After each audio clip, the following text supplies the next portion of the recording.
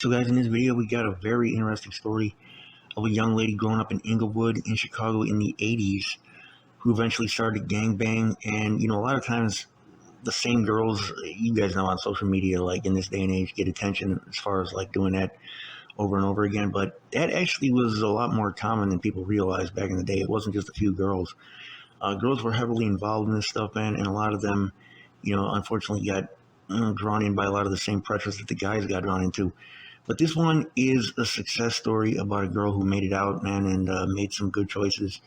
And so I'm just going to hop right into it. So this is a woman named Lakeisha Hunter. She's now in her 40s, okay, but she was growing up in Chicago in the 80s. She moved to Inglewood. And at that time, Inglewood, guys, was it's very similar to what it is today, like a lot of GDs and Stones. Today there's BDs over there. Back then, I don't know if those blocks had flipped BD yet, to be honest with you. I was like a little kid at that time. So I wasn't really too much in tune with what was going on down there in Inglewood, but I know GD's Stones was the main thing. So, anyways, Inglewood has always been a hot spot in Chicago, man. It's always been like a patchwork of gang territories, even going back to the days when it was white. And I reported on some of the stuff that was going on back then with the white gangs, because that area has always been like a lower income area, even from the days that the white gangs were over there. So, anyways. This girl, Lakeisha, moved to Inglewood, and in 1989, she had an experience in which she felt compelled to join a gang, and that was there was a bunch of guys over there on the block, and they started to get mad that she and her sister were not talking to them. Now, exactly what they said, I don't know, but this is the kind of thing that often starts up like big problems. So she put her sister behind her, okay, and she prepared to fight these guys. Now, she was just a kid at the time.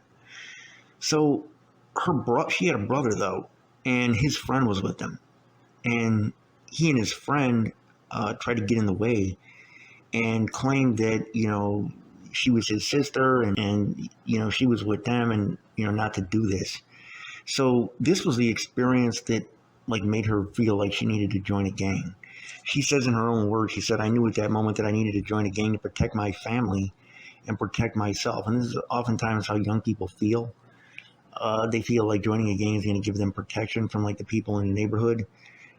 I think that's mistaken, but around that time in Inglewood, she was saying gangs were more about territory and colors that you represented, and that's correct. This generation doesn't really color bang anymore, the black gangs, but back then they did that.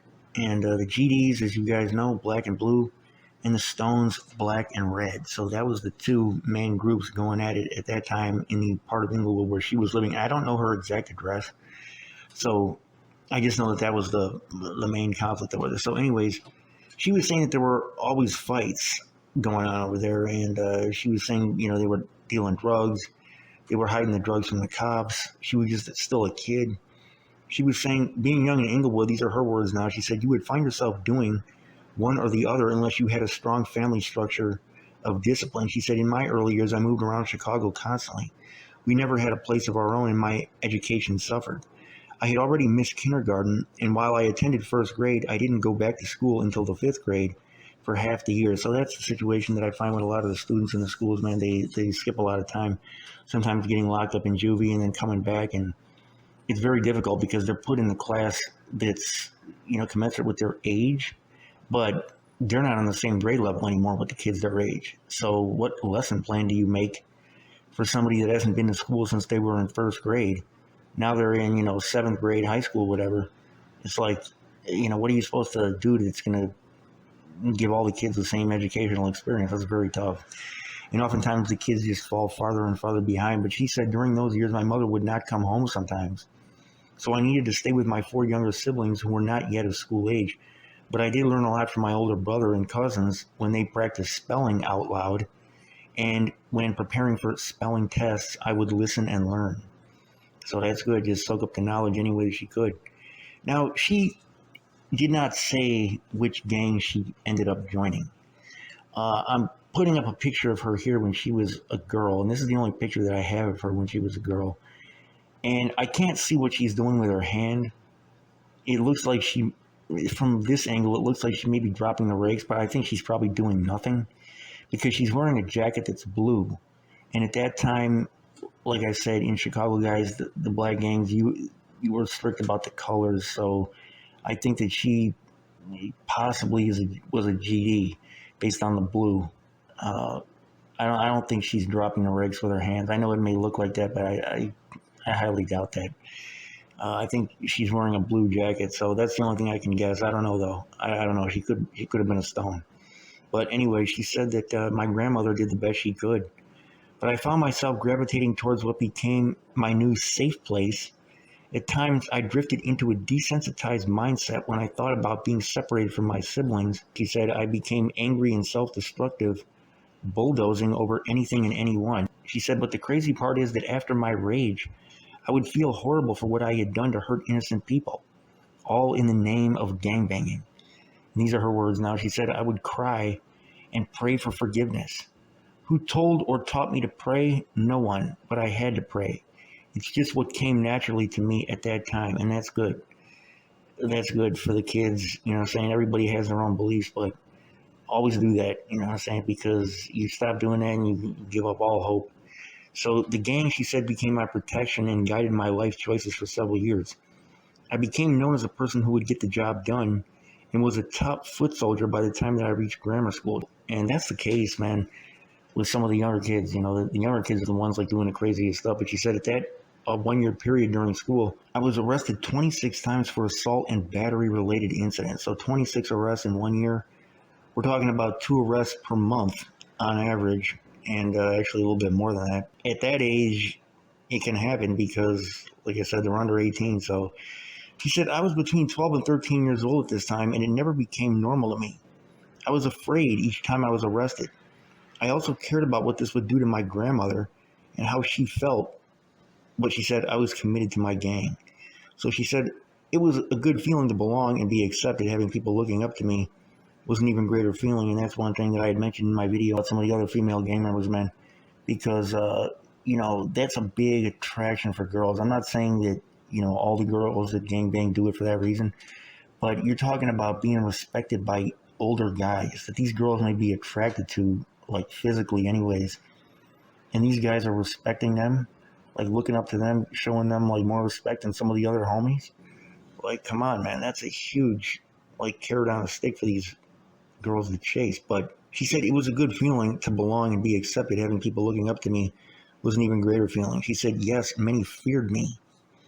And to be feared, little kids, I mean, they want to be loved. You know what I'm saying? They want to be loved. They don't want beef. They don't want nobody to be afraid of them. That's like totally foreign to them. But when they don't get the love, the respect and the fear is something that replaces that for a lot of kids. But unfortunately, it turns them into what they initially, didn't want to be. But anyway, she said, I never liked that feeling. She said she never liked the feeling of being feared. She said by the time I got to sixth grade, the years of misschooling caught up with me, and that meant I needed to be even tougher to protect my reputation. She said I had trouble with the fundamentals of reading, and she also had trouble, she said, with comprehension and test taking. She said my attention to learning was poor because I couldn't focus on what I didn't know. She said, thankfully, one teacher made an impression on me that I'll never forget. Her name was Mrs. Dorothy Robinson, and shout out to this lady. She said she pulled me out of class one day to tell me, I declare that in your life you will rise above the ordinary. She said that's where I eventually got the idea and name for my organization, to inspire and train young people. But she said at this point I was still deeply locked into the game. She said it all started in my grandma's kitchen when she chose me to help make Sunday dinner. She said back then I didn't love to cook. Soul food for dinners every night is what made my grandmother's home feel safe, comfortable. And she said we cooked enough food to feed the entire project building, from black-eyed peas, fried chicken, butter rice, smothered pork chop, neck bones, and white potatoes. And that's soul food, man. This stuff is good, but man, this stuff was a heart attack on a plate, man. Make you pack on the extra pounds. But she said my favorite dish to cook with my grandmother was her famous chili and well-seasoned turnip and mustard greens. She said during the first chapter of my life, I faced distraction, adversity, and challenges that most people couldn't imagine before I ever thought about going back to the kitchen. So she had found something, though, that, could distract her from the streets, and that, was a possible way out, even though, she couldn't do the school. And, some kids find school very tough. For one reason or another, they find school very tough. School is a way out, definitely. Like, that is a way out of the streets. It's a way to a decent income. They can provide a person enough money to feed their family and support not only them and their immediate family, but their extended family and possibly even some of their friends as well. If you pick the right field, you can get a good, steady paying job that can do that. But not everybody can do school, and not everybody has the learning ability to be able to master the more technical, tough fields that have higher paying jobs that come along with them. Not everybody can be a doctor, or an engineer or a computer scientist. These take a certain amount of intellectual ability. I'm not saying she didn't have that. Maybe she did. Matter of fact, I think she probably did based on what she eventually did with her business plan. But at an early age, not everybody can make that play happen at the right time, because that is a critical moment. And so, for some people, it doesn't happen. So she found an alternate route, though, through this cooking stuff. And she said, cooking might have been forced on me before, but it was an important skill in those years when my siblings and I had to fight for every meal, hustling for what groceries we could in whatever condition we could afford. She said at that time they used to eat rice that had been ran through by mice, old bread, neck bones, and she said the list goes on. She said the first meal I ever made by myself was rice and neck bones. Grilled cheese sandwiches, pork, beans, and hot dogs. She said that was on the rotation, and she said we stretched it for as long as we could. There were always a house full of children, but hardly ever any adults around, she said. So she said we made light of every situation, even when we were without lights and electricity. Having 7 siblings in the household was crowded, but we had fun. She said we found a creative way to entertain ourselves, trying not to think about the fact that we were without heating on some nights, sleeping on piles of dirty clothes as our bed at night. And that's the struggle, man. She said what was left of my childhood was cut short when my 7 siblings and I became wards of the state. We were taken from our mom and separated in 1988 when I was 10 years old. She said my 4 younger siblings were placed in foster homes, and we 3 older siblings were placed with my grandmother in Inglewood. She said there were truly no words to express how being separated from my siblings made me feel. All I knew is that I had to work hard to get my siblings and me back together again. And that is one bogus part of, becoming wards of the state. She said during high school, I signed up for a class that a lot of my friends were taking at the time. She said it was the National Restaurant Association Pro Start Culinary Arts class with a first-year teacher. She said, I knew how to cook, but I still didn't love cooking. I even tried to get out of the class initially, but she said, but I stuck with it. While continuing to manage my gang, my form meetings, and carry out what needed to be done. She said, I believe that I stuck to the class because of the teacher. She said the culinary class was a safe space for me, reminding me of that comfortable feeling when I was cooking with my grandma in the kitchen. She said when my Pro Start teacher, whose name was Darlene Austin, caught wind of my gang activity, she took me aside and told me that if I was going to be a part of the culinary program, I couldn't be part of the gang. She said, at first I thought she was crazy. Soon after, I thought it was divine intervention. From that point on, I knew what I was supposed to do as if God was showing me the way. She said, I was 17 when I left the gang. At that time, the area I was affiliated with was being abolished, which meant I had to move to another region. She said, after talking with my leader, I decided to resign and be removed from my gang. And she said my request was honored. So this is what, I tell a lot of the guys. These gangs, man, like the street gangs, okay? This is not like La M, this is not the mafia, the cartels. It's not like that. If you want to leave, they'll let you go. Like most of these gangs will let you go. Now, one thing they won't let you do is flip. Okay, they're not going to let you flip something different. That's a whole different story. Okay, but if you're trying to walk away altogether and just become a neutron, they'll let you go. Now, one group of people that's not going to forget about it and let you go is the ops, right? The rivals. They don't forget about all the stuff you did. So that's different, but it's still a worthwhile move to make. And you can just look at guys like O-Block Ocho and stuff, guys that have left. Or Ocho Money, I should say. He's not O-Block anymore. When they drop their flag, okay, the ops, get on their case or whatever, but these guys are still alive. You know what I'm saying? The guys who kept banging, majority of them are dead. So, O-Block didn't give him any, problems with that. They didn't get down on him or anything like that. So anyway, she said my request was honored. I no longer had protection from my gang, but I didn't feel unprotected. She said it felt as if God had protection around me. From there, I knew that I didn't just want to cook. I wanted to be the best and eventually own my own business. That led me to get more involved with the National Restaurant Association and its Education Foundation. So she said by this time she was really starting to get into the cooking thing. She didn't hate it. No more. It was, it was starting to be her thing. And she said this pushed me to take advantage of the ProStart program's restaurant management training, showing me how I could make money from my new skills. She said after high school in 1997, I used a scholarship from the Chicago Culinary Arts program to go to Lexington College for chef and hospitality management training. I also began teaching as a ProStart teacher at Westinghouse High School, and that's a West Side high school, guys. It's not on the South Side. You guys have probably seen Westinghouse in a few of my videos because I passed it a few times. It's over there on the West Side, but they're like a rival in the basketball program with Marshall. So Westinghouse is that's a well-known school. But she eventually landed a gig managing the culinary services on a business in Chicago called Odyssey Cruises. And she said, I launched the catering service and food truck business that she owns and operates today, and it's called That Jerk Spot. So, referring to the Jamaican food, you know what I'm saying? Now, this woman I don't think is Jamaican. I think she's American black, but she said, I also started the quote, Rise Above the Ordinary. And she said that's an organization that helps young people prepare for a successful future in restaurants and food service. So, she's also helping other young people get out. She said, through Rise Above the Ordinary, I'm providing mentoring and culinary training to participants in hospitality opportunities for people re-entering society. And that's the name of an organization. It's better known as HOPES. That's the acronym for it. She said it's a National Restaurant Association educational foundation program that helps young adults become reacclimated to society through cooking and job training. She said we all have gifts and talents. She said I have to help. It's my passion to help.